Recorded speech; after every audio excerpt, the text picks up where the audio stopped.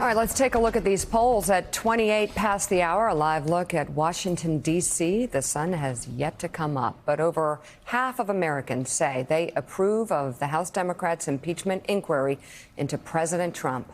According to a new Quinnipiac University poll out this morning, 55% of Americans approve of the impeachment inquiry. That's up 4 points since just last week. And that is the highest level in Quinnipiac polling. 43% say they disapprove, down 2. And 48% say they believe President Trump should be impeached and removed from office. Also up 2 points. 46% said they disagreed, down 2. Jonathan Lemire, what do you think? Well, that's basically now half the country that says the president should be removed. And we're seeing a steady rise in these polls, not just the Quinnipiac, but across the board, including in Fox News and other places where we have seen more and more Americans believe, certainly that at the very least, this inquiry is valid and should be pursued. But then now we're seeing rising numbers of people who think this should be perhaps the end of this presidency. So, Tom, let me get you in on this. What do you think this matters for what do you think these polls matter for perhaps the constituents who matter the most? Republicans, particularly those in Congress, particularly those in the Senate. Are they looking at these numbers? Are they going to start making their own political calculations as the calendar begins to approach 2020?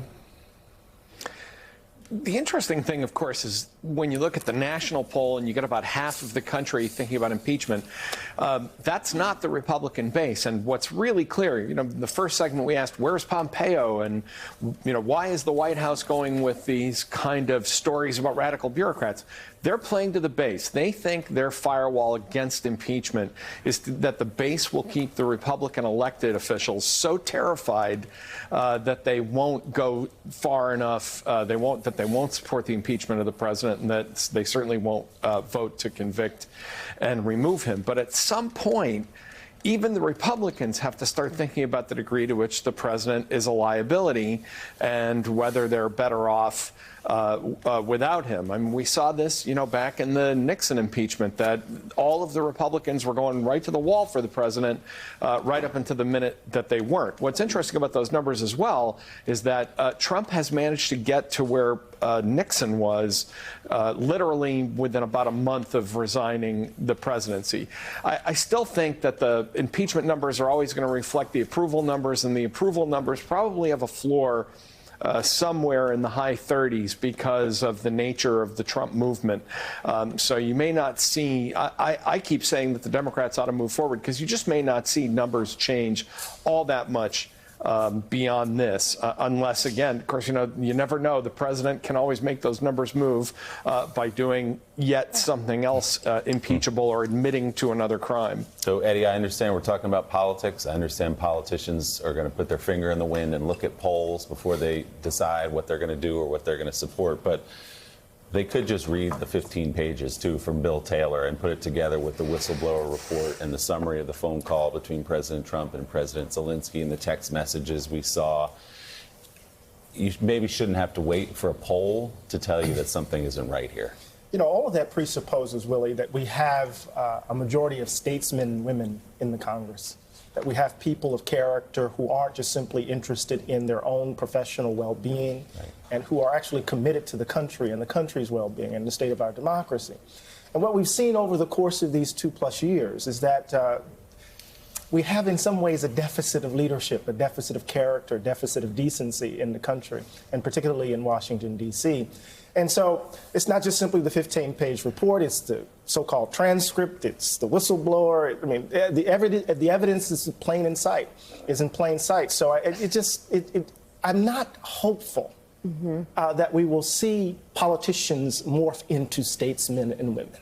Well, but the public might help with that. When you look at these polls, it certainly definitely, President Trump was following those polls throughout that entire election that he went through. He must be looking at them now, but others would be members of Congress, Republicans, looking at where the sentiment lies with what has happened in this White House You never know what could But happen. Eddie is right. In those Trump districts, those deep red districts, he still enjoys huge support, President Trump, including on the question of impeachment. So they're not compelled to move and be the statesman you're talking about. And those Republican lawmakers fear the consequences. They know that if they speak out against him, it's not just the tweet, but let's say we do advance this into an impeachment, into a Senate, and there's a Republican who speaks out against the president, the Make America Great Again primary challenger is announced the next day with the president's full backing. You know, it's interesting, at least to me, and probably to David Ignatius, because we were around then covering it. There was an element of character that came to the fore, came to the front slowly among Republicans and Democrats during the Watergate hearings. I mean, you had very reluctant Republican members of Congress, both the Senate and the House. They came forward. They weren't being pushed, weren't being urged. They came forward. All right, coming up, after deciding to pull U.S. troops from Syria, President Trump abruptly turned his focus on securing oil in the region. I don't think it's necessary, other than that we secured the oil. It's in a little different section, but we just secured the oil. Keep the oil. We want to keep the oil. So what prompted the oil rush? NBC News has new reporting on the Republican allies, including a Fox News analyst who urged Trump to rethink his decision twice. Morning Joe will be right back.